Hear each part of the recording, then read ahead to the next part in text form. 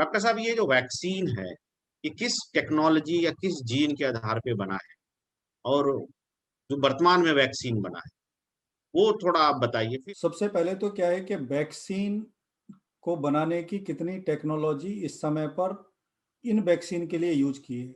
तो मैं इनको क्लासिफाई कर सकता हूँ तीन टेक्नोलॉजी के अंदर, कि एक जो वैक्सीन का प्रकार है जिसके के अंदर हम जो है वो इनएक्टिव वायरस का यूज कर रहे हैं, ठीक है ना।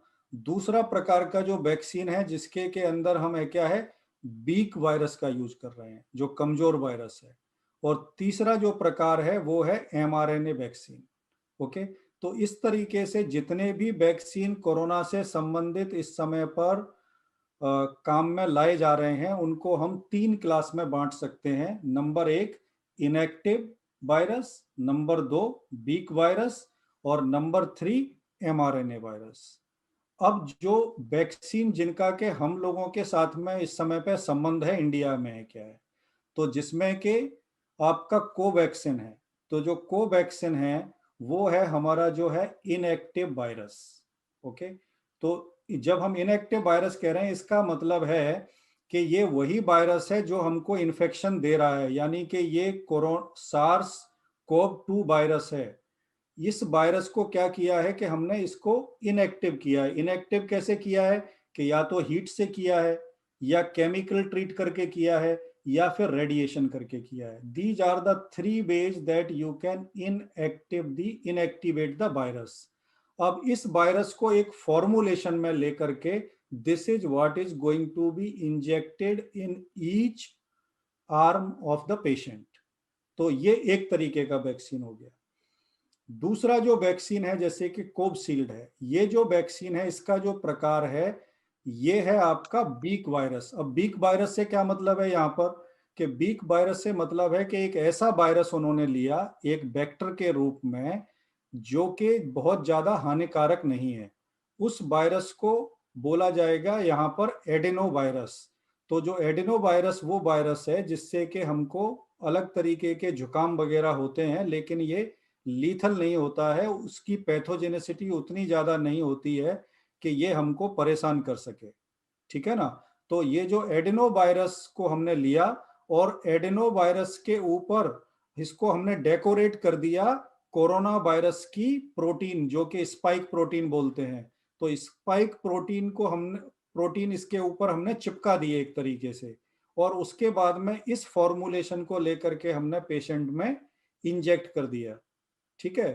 तीसरा प्रकार जो है वो है एमआरएनए वायरस, एमआरएनए टेक्नोलॉजी। तो एमआरएनए में जैसे कि मॉडर्ना है या फाइजर है, तो उन्होंने क्या किया है कि जो आपका जो एमआरएनए जो है, तो एमआरएनए क्या है, एमआरएनए को बोलते हैं मैसेंजर आरएनए, या हम इसको ऐसे समझ लेते हैं कि ये डीएनए है। डीएनए जो है वो हमारा मास्टर रेगुलेटर है, इसके पास सारा इंफॉर्मेशन है।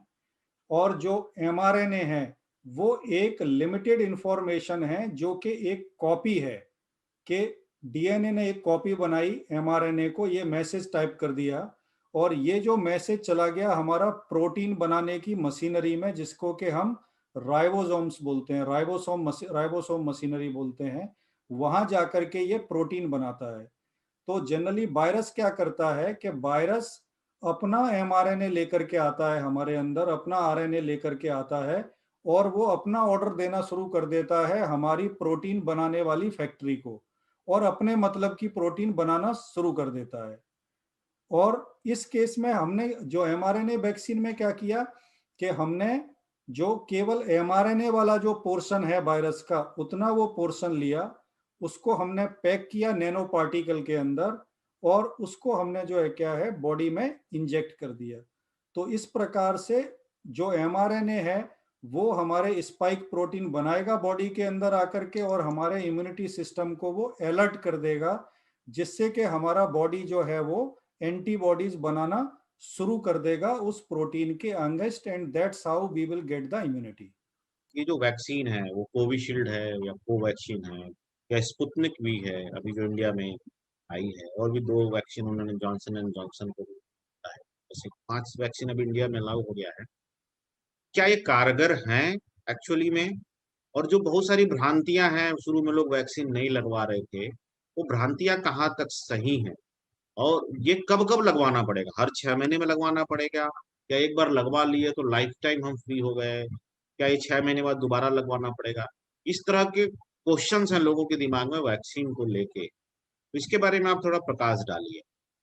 और ये जो पाँचों वैक्सीन है, इसमें से कौन अच्छा है, कौन लेना चाहिए, कौन को हम अवॉइड कर सकते हैं? बुरा तो कोई नहीं होगा, बट इंडिया के इंडिया का जो हमारा बॉडी सिस्टम है, उसके हिसाब से कौन-सा अच्छा है? देखिए, इस समय पे जितने भी वैक्सीन हैं, मतलब ये तो वेट नहीं करना है कि कौन सा वैक्सीन लगवाना है। जो भी वैक्सीन इस समय पर अवेलेबल है, वो वैक्सीन हमको लगवा लेना चाहिए, ठीक है ना? क्योंकि वैक्सीन इसलिए ज़रूरी है कि वैक्सीन से क्या होगा कि आपका डिजीज़ का सीवियरिटी नहीं होगा। नंबर एक बात है कि इन्फेक्शन नहीं होगा, ये एक बात है, लेकिन कुछ चांसेस हैं कि इन्फेक्शन दोबारा हो जाए। लेकिन यदि इन्फेक्शन दोबारा होता है, तो आपकी डिजीज़ का सीवियरिटी नहीं होगी, आपको निमोनिया नहीं होगा, आपको हॉस्पिटल नहीं जाना पड़ेगा, डेथ नहीं होगी। तो कोई भी अभी तक मेरी नॉलेज में ऐसा कोई भी केस नहीं है कि जिस व्यक्ति को वैक्सीन लग गया हो, उसके बाद में उसको हॉस्पिटलाइज़ होना पड़ रहा हो या ऐसे किसी पेशेंट की डेथ हुई हो। तो सबसे नहीं, पहले जब हमको डॉक्टर साहब यहाँ मैं थोड़ा रोकूँगा, वैक्सीन लग गया हो, तो कई बार क्या हो रहा है सिंगल डोज़ के बाद लोग हॉस्पिटलाइज़ हो रहे हैं। तो जब आप बोलते हो वैक्सीन लग गया हो तो यानी कंप्लीट डोज़ होने के बाद, हाँ, दोनों 14 दोनों दिन का एंटीबॉडी डेवलप होने के बाद। ट्रू, दैट्स राइट या। तो दोनों डोज़ लगने के बाद मतलब वैक्सीनेशन हो गया, मतलब कंप्लीट मान लेते हैं हमें क्या है कि वैक्सीनेशन होने के बाद में there are no cases where the patient need to get hospitalised और they will progress to the death. There are no cases like this, ठीक है ना? तो इसलिए इस समय पे ये इस तरीके के डिस्कशन में जाना कि कौन सा वैक्सीन लगवाना है, नहीं लगवाना है, उस चक्कर में नहीं पड़ना है। वैक्सीन लगवा लेना है, तभी हम जो है क्या है इस इन्फेक्शन की चेन को तोड़ पाएंगे। और एक लाइटर नोट के ऊपर ये भी कह सकते हैं कि हमारे पास उतनी ज़्यादा चॉइसेस भी नहीं है। जैसे इंग्लिश में बोला जाता है बेगर्स कांट बी चूजर्स। तो right now we are the beggars, जो जो मिल रही है वैक्सीन लगवा लेना है। लगवाने से क्या फायदा होगा कि आपको ये झंझट खत्म हो जाएगा कि आपको निमोनिया हो गया, हॉस्पिटलाइज होना पड़ रहा है, ऑक्सीजन लेवल कम जा रहा है, ऑक्सीजन सिलेंडर ढूंढ रहे हैं, और बाद में some people like a get to the worst condition that can be the death also. So we need to do that. एक चीज़ और जानना है, अभी स्पुतनिक वैक्सीन को इंडिया में परमिशन मिला है, तो अभी न्यूज़ आ रहा था कि उनका ट्रायल होना बाकी है, वो शायद ब्रिज ट्रायल की कोई बात कर रहे थे। तो बिना ट्रायल के स्पुतनिक वैक्सीन, ये ट्रायल क्यों ज़रूरी है? क्या इनका कोई ट्रायल पेंडिंग था क्या? या इंडिया में ब्रिज ट्रायल क्यों करा है? स्पुतनिक वी को लगाने से पहले ब्रिज ट्रायल क्यों करा रहा है? देखो, यहाँ पर मैं कुल मिलाकर के एक चीज बोलना चाहता हूँ कि जिस तरीके से हमने ये पूरा वैक्सीनेशन के सिचुएशन को हैंडल किया इंडिया में, वो मतलब एक बोलेंगे तो एक स्ट्रेटजिक पॉइंट ऑफ व्यू से प्रॉपरली किया नहीं है। क्योंकि इंडिया को बहुत सारे वैक्सीन्स का जरूरत है। नंबर एक बात है क्या है, सबसे पहले जो है फाइजर ने अप्लाई किया था इंडिया के अंदर कि we want to come to India and we want to start the clinical trial also, but the government refused to do so. Okay, the drug regulators did not allow them to do that. Moderna ने तो कभी apply नहीं किया India के अंदर कि उनको India में मॉडर्ना का वैक्सीन लॉन्च करना है। अभी जो है वो स्पुतनिक को हम लोगों ने अलाउ किया है, क्योंकि जैसे बोलते हैं ना कि मरता क्या ना करता, कि कोवैक्सीन पूरा वैक्सीन दे नहीं पा रहा है, कोविशील्ड का ऑलरेडी कुछ कुछ इशू चल रहा है, तो अभी क्या करें? तो स्पुतनिक वैक्सीन, जो अगर मेरा सही अगर नॉलेज है, तो Sputnik was the first vaccine that got approval actually. सबसे पहले डेवलप होने वाला जो वैक्सीन था वो स्पुतनिक ही वैक्सीन था। बाकी सारे वैक्सीन इसके बाद में ही जो है क्या है वो अप्रूव हुए हैं या डेवलप हुए हैं। तो स्पुतनिक वैक्सीन को यदि हम बाकी वैक्सीन के कंपैरिजन में देखते हैं, तो I as a like a expert from the infectious point of view I can say that if I will get a choice I may go for the Sputnik vaccine. उसके दो reason है। Number एक reason क्या है कि जैसे मैंने बताया कि आपका जैसे कोविशील्ड का जैसे वैक्सीन है, जो एस्ट्राजेनेका ऑक्सफोर्ड वैक्सीन है, वो वैक्सीन किसके बेस पर बना है? एडेनो वायरस के बेस के ऊपर, जैसा मैंने अभी बोला। तो एडेनो वायरस जो है वो दो तरीके के हैं। तो एडेनो वायरस होते तो कई तरीके के हैं, लेकिन इस वैक्सीन के संदर्भ में हम बात कर रहे हैं। तो जो यूज किया जा रहा है कोविशील्ड के अंदर वो है एडेनो वायरस 5, ADV5, ठीक है ना। तो उसके ऊपर हम जो है क्या है उस वैक्सीन को लोड करके दे रहे हैं। लेकिन जो स्पुतनिक ने क्या काम किया है कि स्पुतनिक ने थोड़ा सा इंटेलिजेंटली काम किया, मैं बोलूंगा कि उसने दोनों डोज के लिए दो अलग अलग जो है एडेनो वायरस लिए हैं, ADV26 और ADV5। तो एडेनो वायरस 26 जो है वो पहले डोज के साथ में देने वाले हैं, दूसरे डोज के अंदर वो ADV5 देने वाले हैं। ऐसा उन्होंने क्यों किया? क्योंकि उन्होंने ये सोचा, और ये होता है अक्सर करके, कि आप क्या कर रहे हो कि आप एक एडेनो वायरस ले रहे हो, उसके ऊपर आप कोरोना का जो है प्रोटीन आप लगा रहे हो और उसको आप डिलीवर कर रहे हो। तो ये तो ठीक है कि कोरोना का जो प्रोटीन है उसके अगेंस्ट एंटीबॉडी बनेंगी बॉडी के अंदर है क्या है। लेकिन यदि ऐसा हुआ या कुछ केसेस में ऐसा हुआ कि हमारी बॉडी के इम्यूनिटी सिस्टम ने एंटीबॉडी उस एडेनो वायरस के अगेंस्ट बनाना शुरू कर दिया, तो क्या होगा कि then it will be a cross reactivity. You have a antibody in your body that is targeting the adenovirus also, and it is targeting the coronavirus also. Okay, so there will be a dilemma. तो उन्होंने क्या किया कि हम इस काम को एक बार नहीं, अगर आप दो बार करोगे तो चांस ज्यादा है कि मैं वही डोज एडेनो वायरस की आपको दो बार दे रहा हूं, तो बॉडी का रिएक्शन आ सकता है, यानी कि इम्यूनोजेनिसिटी हो सकती है, बॉडी एडेनो वायरस के अगेंस्ट एंटीबॉडी बना सकता है। तो इन लोगों ने क्या किया है स्पुतनिक के अंदर कि इन्होंने इसलिए वायरस को चेंज कर दिया। पहली बार में एक वायरस दिया, दूसरे डोज के साथ में दूसरा वायरस है, तो बॉडी को इतना टाइम ही नहीं है रिकॉग्निशन का, और दोनों टाइम अलग अलग वायरस है, तो इम्यूनोजेनिसिटी होने के जो चांसेस हैं वो कम हो सकते हैं। So that's why I call that Sputnik vaccine seems to be logically designed and seems to be more safe.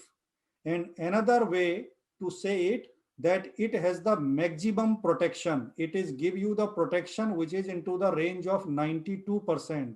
There is no other vaccine that can give that kind of a protection. Covaxin, Covishields are in the range of 60 to 70%. Still, Covaxin data is not out. Doctor साहब एक चीज और जानना है, जैसे corona का vaccine लोग लगवा रहे हैं, वो पहला वैक्सीन इंडिया में डबल डोज वाले वैक्सीन है, तो पहला डोज लगवाने के बाद दूसरे डोज के बीच, जैसे सरकार ने बोला 4 महीना, 4 हफ्ता, 6 हफ्ता, मैक्सिमम कितना गैप हो सकता है? दूसरा बात, बहुत से लोग एक वैक्सीन लगाने के बाद उनके दिमाग में आता है कि मैं तो इम्यून हो गया, हाफ इम्यून हो गया। तो एक वैक्सीन लगाने के बाद क्या कुछ इम्यूनिटी डेवलप होती है कि जब तक पूरा डोज कंप्लीट नहीं होता है तब तक नहीं होता? तो ये एक चीज जानना है कि वैक्सीन के दो डोज के बीच कितना गैप होना चाहिए। दूसरा कि ये पहला वैक्सीन कोविशील्ड हो गया और दूसरा गलती से किसी ने कोवैक्सीन लगा लिया, तो क्या वो वैक्सीनेशन नहीं, रॉन्ग वैक्सीनेशन हो जाएगा, हमको दोबारा वैक्सीनेशन कराना पड़ेगा? तीसरा, किसी को कोरोना हो गया, कितने दिन के बाद वो वैक्सीनेशन कराए? तो जो वैक्सीनेशन का बेसिकली जो पीरियड के क्वेश्चंस हैं कि कब कब होना चाहिए, कितना गैप होना चाहिए, कोरोना होने के बाद कितने दिन बाद कराना चाहिए? तो वैक्सीनेशन के बीच में, यानी कि वन शॉट और सेकंड शॉट के बीच का जो टाइम है, ठीक है ना, वो टाइम शुरू में जैसे रखा गया था, जैसे कोवैक्सीन के लिए शायद 28 डेज है, ठीक है ना, लेकिन कुछ वैक्सीन के लिए 4 वीक्स भी है। स्पुतनिक के लिए ये 6 वीक का टाइम है, 6 to 8 वीक का है क्या है। तो हर वैक्सीन का जो टाइम है दोनों शॉट्स के बीच में वो अलग है, और इसको अभी भी मतलब रिसर्च के पॉइंट ऑफ व्यू से जानने का कोशिश किया जा रहा है कि हमारा वन वैक्सीन के बाद में हमारा जो एंटीबॉडी डेवलप हुआ है वो कितना डेवलप हुआ है, 30% हुआ है, 40% हुआ है, 70% हुआ है, और वो जो हमारा जो एंटीबॉडी डेवलप हुआ है ये फॉल ना कर जाए, या ये कब फॉल करना शुरू करेगा, उसके पहले सेकंड शॉट आ जाना चाहिए as a booster for that. तो इसको अभी भी पूरा सिस्टम लर्न करने का कोशिश कर रहा है कि इसका राइट टाइमिंग क्या होना चाहिए। तो इस समय पर जो कंपनियां जो कि इनका मार्केट कर रही हैं, जो कि मैन्युफैक्चरर हैं इन वैक्सीन का, they have the best answer. और दोज आंसर्स आर कि हमको जनरली जो टाइम पीरियड दिया गया है कि 28 डेज का टाइम है कोवैक्सीन के अंदर। कोवशील्ड के अंदर जो टाइम है वो 4 वीक के अंदर ले गए हैं, जिसको कि 6 वीक भी अभी बोला जा रहा है। स्पुतनिक का 6 to 8 वीक है। We should follow this. जब और ज्यादा डेटा जब हमारे पास में आएगा तो इसको जो है क्या है, हम लोग कहीं पर एक जगह में सेटल कर पाएंगे जो है क्या। अच्छा, दूसरा इसी में आपने पूछा कि एक वैक्सीन ये ले लिया, दूसरा वैक्सीन कोई और ले लिया, तो मतलब whatever the knowledge I have in the virology, I can say it is not going to change anything. A person who has taken the Covishield, they can go for the Covaxin, और अगर किसी को Covaxin लगा है तो वो लोग जो है क्या है वो कोविशील्ड भी ले सकते हैं। There is no problem in that. Whether the government or ICMR will allow to do that, that's a different story as per their guideline. But as a patient, मुझे नहीं लगता कि इसमें कुछ घबराने जैसी कोई बात है। एक बड़ा सवाल आ रहा है कि लोग ऐसा बोल रहे हैं कि वैक्सीन लगाने के बाद भी मुझे कोरोना हो गया। बहुत सारा न्यूज़ आ रहा है कि वैक्सीन इन्होंने लगाया, इनको कोरोना हो गया। तो ऐसा क्यों हो रहा है? तो वैक्सीन लगाने के बाद भी कोरोना क्यों हो रहा है? क्या वैक्सीन प्रभावी है कि या डबल जो उस पर जो दूसरा स्ट्रेन आया है डबल म्यूटेंट वाला, इस पे प्रभावी है? या हमने जो ये वैक्सीन लगा लिया और फ्यूचर में कोई नया तरीके का कोरोना ट्रिपल म्यूटेंट वाला आ गया, तो ये वैक्सीन प्रभावी होगा? ये वैक्सीन जो हमने आज लगवाया है, सपोज करिए आज अप्रैल महीने में लगाया है, क्या मुझे नवंबर में दोबारा वैक्सीन लगवाना पड़ेगा कोरोना का? और कब तक हम इस तरह से लगाने पड़ेंगे? हाँ, देखो, जिन लोगों को वैक्सीनेशन हो गया है, ठीक है ना, चाहे फर्स्ट डोज हो गया हो या सेकंड डोज हो गया हो, तो ऐसे बहुत सारे केसेस हैं जिनमें कि उन लोगों को कोरोना हो रहा है। वो कोरोना एक तो वैक्सीन इंड्यूस्ड भी हो सकता है, क्योंकि अल्टीमेटली हम लोगों ने एक बीकर फॉर्म ऑफ वायरस तो उसको दिया ही है, ठीक है ना। लेकिन ऐसे जो भी केसेस हैं वो माइल्ड एसिम्टोमेटिक केसेस रहेंगे, या बहुत होगा तो माइल्ड और मॉडरेट के बीच में रहेगा। they will never become severe, they will never get to the hospital, ठीक है ना। there may not be other consequences also, ठीक है ना। तो ये जो भी केसेस जो हो रहे हैं, ये नए स्ट्रेन की वजह से भी हो सकते हैं, we can not rule out them. और हम लोगों को हो सकता है कि अपने जो वैक्सीन हैं इनको अपडेटेड करना पड़ेगा, जैसे कि इन्फ्लुएंजा ए, इन्फ्लुएंजा बी के जो वैक्सीन है वो हर साल उनको अपडेट करना पड़ता है। उसी तरीके से हो सकता है कि इतने ज़्यादा अगर म्यूटेंट आते जाएंगे तो ये कहना बहुत मुश्किल है कि जो वैक्सीनेशन हमारा हुआ है वो वैक्सीनेशन हमको मतलब इसका प्रोटेक्शन देगा। कुल मिला के बात क्या है कि हम ये वैक्सीनेशन देने के बाद में अपने सिस्टम को ट्रेन कर रहे हैं कि अगर ऐसी स्थिति पैदा हो तो हमारी जो इम्यूनिटी सेल्स हैं उनको क्या करना है, कितना जल्दी वो इस सिचुएशन को भांप सकती हैं, रिकॉग्नाइज कर सकती हैं, एक्ट कर सकती हैं। तो ये क्या है कि ये इम्यून सिस्टम के लिए एक ट्रेनिंग प्रोग्राम है जो कि हमने शुरू किया हुआ है by giving them the vaccination. तो कभी कोई नया वायरस भी आता है, कोई नया म्यूटेंट भी आता है, तो still we will be prepare to fight, okay, and we can reduce the chances to progress any disease from mild to moderate or moderate to severe, especially into the high risk category patients.